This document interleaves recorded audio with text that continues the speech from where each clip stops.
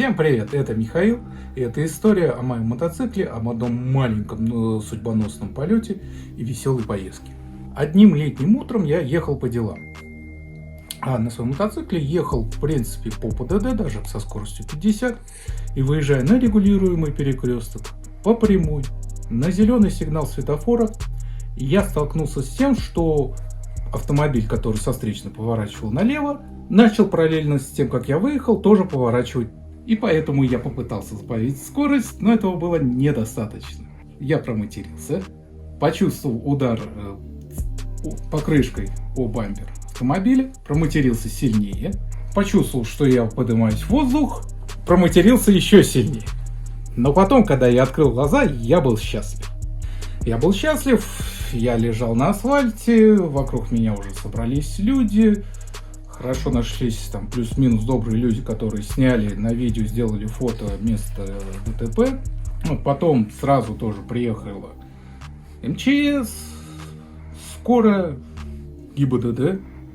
Соответственно, меня забрали в больницу, сделали рентгены, вправили, у меня был сначала вывих. Но, как выяснилось, у меня был не вывих, у меня был еще серьезный перелом. В больнице мне оказали необходимую помощь. Мне повязку наложили, поэтому я пошел, на следующий день пришел в свою больницу, мне дали направление, мне там успешно сделали операцию. Всем желающим мы покажем, как и фото красивого шрама, и фото сустава до и после. Если кратко, там отлетел кусочек вот тут плечевой кости, он вот отлетел, куда-то сместился. Просверлили несколько раз кость, закрутили туда один болт, поставили 2 спицы. После этого меня выписали, я ходил долго с перевязанной рукой, где-то месяц, 6 недель после операции. Потом мне разрешили снять повязку, но если вы рукой не пользуетесь 2 месяца, потом ей сложно начинать пользоваться. Потому что сейчас я могу сделать вот так вот и вот так вот. Все. И здесь смысл этого видео в том, что случилось с мотоциклом, это мы вам обязательно покажем, и с рядом рекомендаций, потому что с такой ситуацией, как показывает практика, столкнуться может каждый. А если вы сталкиваетесь на скорости даже 50, но с препятствием лоб-в-лоб, может случиться что-то такое, например, с мотоциклом. Самое интересное, что-то такое, это пластик можно поснять, допустим, вот наша рама, вот это место для второго аккумулятора. С одной стороны, хорошо, что не было второго аккумулятора, потому что тогда у нас было бы, скорее всего, возгорание. Но смысл в чем? При всех моих травмах я был в шлеме, я был защита на коленях своих, я был в защитной куртке, защита спины, грудь, локоть, плечи. Да, защита не самая, скажем так, бюджетненькая она была, поэтому я в дальнейшем планирую купить защиту получше. Но здесь товарищам, тем, которые ездят совсем без защиты, задумайтесь немножечко. Дальше. Если вы вдруг попадаете в такое ДТП, самое главное, это момент, когда вы приходите в сознание. Чтобы понять, хотя бы как по своим самочувствиям, глаза открыты, рядом люди, чтобы понять, где болит, этим лучше не шевелить. Самостоятельно лучше не вставать, лучше дождаться скорой помощи. Все вам скажут, что да, не шевелиться ничего. Потому что мало ли что, потому что может быть спина, ноги, все. Там вас бригада скорой помощи быстро осмотрит, и они уже вас там поднимут, перенесут куда надо.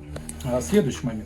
Но если вы плюс-минус сознание, первое, и вокруг вас есть люди, постарайтесь каким-либо способом взять контакты этих людей, это очень важно. Потому что не все ездят с регистраторами, не все автомобили ездят с регистраторами, а свидетели нужны всегда. Это важно. Зачем это важно? Потому что уже, даже когда вы в больнице, мне, например, в день ДТП уже звонил дознаватель, который работал с моим делом. И здесь, разумеется, мы сейчас берем тот момент, когда вы не виноваты в ДТП. Потому что мы же все соблюдаем ПДД, поэтому мы не будем виноватыми в ДТП. Даже с учетом того, что у нас нет страховки. Страховка должна быть у второго водителя, у виноватого, за счет которой вы будете в дальнейшем восстанавливать здоровье. Дознаватель мне, например, позвонил день в день, я просто сказал, что я не могу сразу приехать, потому что сотрясение было, и сразу после ДТП я поехал домой, больше практически ничего не делал. Потому что в этом случае, когда вы потерпевший и не виноваты в ДТП, дознаватель – это ваш друг. У вас, грубо говоря, командная работа, и даже при желании, и они это любят, я эту информацию узнал за деньги у одного юриста, они любят, когда им помогают. То есть, если у вас есть возможность, опять-таки, связаться со знакомыми, найти свидетелей, посмотреть, есть ли там камеры, все, ничего не бойтесь, объясняйте, четко сформулируйте свою позицию, что вы будете писать в объяснении. А в следующий момент вам предлагают, соответственно, либо подписать, либо отказаться от медицинского свидетельства. Суть в чем? Медицинское освидетельство нужно для того, чтобы установить степень тяжести повреждений. То есть это средней тяжести, в большинстве, легкой тяжести, надеемся, либо, высокой тяжести — это вообще уголовка. Степень тяжести для вас, она ничего не означает, кроме того, что хотите ли вы сильно наказать второго водителя или нет. Соответственно, это, во-первых, затягивает принятие решения, потому что как минимум будет уже суд, а это можно решить без суда, если второй водитель попался понимающий, нормально, не лезет в бутылку. Плюс определить степень тяжести можно будет только тогда, когда вы полностью выздоровеете. То есть только когда вас закроют больничный, вы будете полностью здоровы, вот эти все документы, их надо будет предоставлять судмедэксперту. Соответственно, после того, когда все это, то есть в первую очередь, заканчивается, где-то вас, если не дай бог вас, как меня положили в больницу, вас из него выписали, вы в ГИБДД подписываете все документы, второй водитель тоже подписывает все документы, и все, уже установили вину. То есть все, у вас есть все необходимые документы из ГИБДД. И, соответственно, у вас есть информация в документах из ГИБДД, в справке о ДТП о страховой второго водителя. И вы выходите в эту страховую. Им потребуется максимальное количество медицинских документов. Тоже такой момент. Если вам прописывают какие-либо лекарства, есть документы, что их вам прописали, и вы их покупаете, если вы обращаетесь дополнительно за платными медуслугами, которые тоже были показаны, вам нужно собирать все документы, все чеки, все дополнительные медицинские документы со всеми подписями, со всеми печатями, а также заранее бывают ряд страховых, привет, Тинькофф, которых нет офисов в большинстве городов, кроме одного, и они просят через представителей передавать им оригиналы либо заверенные копии медицинских документов. Соответственно, в этом случае надо стараться сразу просить, либо чтобы вам сразу сделали 2 экземпляра. В принципе, у большинства врачей нет такой проблемы. Либо, если они говорят, что мы второй экземпляр не можем выдать, сделайте мне тогда по правилам заверенную копию этих справок. Все, вы все документы также передаете в страховую, вам проводят осмотр мотоцикла. Кстати, очень важный момент.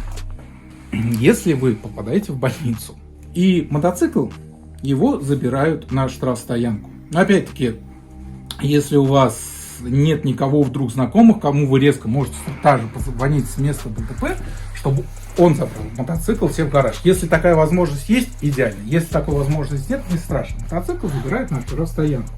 Но вам придется, во-первых, заплатить за эвакуацию мотоцикла. Это в любом случае оплачивается вами. Единственное, вы потом можете не лохануться, как я. И когда вы это оплатите, попросить на штрафстоянку, чтобы вам выдали подтверждающие документы, за что, а не просто чек. То есть вот там эвакуация после ГИБДД. И это вы тоже можете приложить, это тоже вам страховая компенсирует. Но если вы потерпевший, то мотоцикл стоит как вещдок. То есть вам за стоянку саму в Туле, это 41 рубль в час, платить не надо. У меня мотоцикл стоял с 27 июля, это дата моего ДТП, где-то по октябрь. Это было 2 месяца, это был август, это был полностью сентябрь. хранить так, как надо, в тепле и накрытом, ваш мотоцикл никто не будет. Потому что никто не обязан. Если у вас есть такая возможность сразу приехать в ГИБДД, побеседовать с дознавателем и сразу попросить выдать вам мотоцикл. Но если у вас есть гараж, вы можете сказать: я готов принять на ответственное хранение мотоцикл. Если вы в сознании, но вы в больнице, допустим, не можете выходить. Позвонить, тоже пообщаться с дознавателем по телефону, как-то постараться договориться, что можно там через вас как-то кто-то передаст хотя бы чехол, хотя бы чтобы его накрыли. Чего не сделал я. Ну, собственно, в дальнейшем, когда вы все документы страховую подали, к вам приезжает, либо вы привозите, если можете привезти, к оценщику, либо к инспектору, который снимает все. Вот это забирает у вас документы, либо если вы можете, если у вас есть офис компании и в вашем городе, вы можете привезти им документы в офис, они там отсканируют и не будут у вас забирать экземпляр навсегда. Привет, Тинькофф. Страхование. Коллегу вопросов нет. Тогда, да, после этого наступает принятие решения.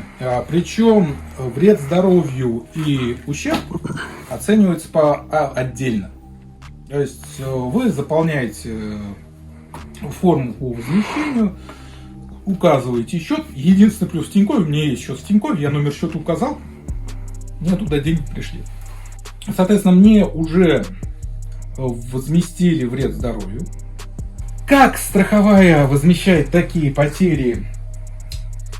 И, мы с вами знаем, что его надо списывать, он уже непригоден к дальнейшей эксплуатации, потому что деформация руля, деформация рамы, это нарушение геометрии, это возможно что-то плохо с контроллером и так далее.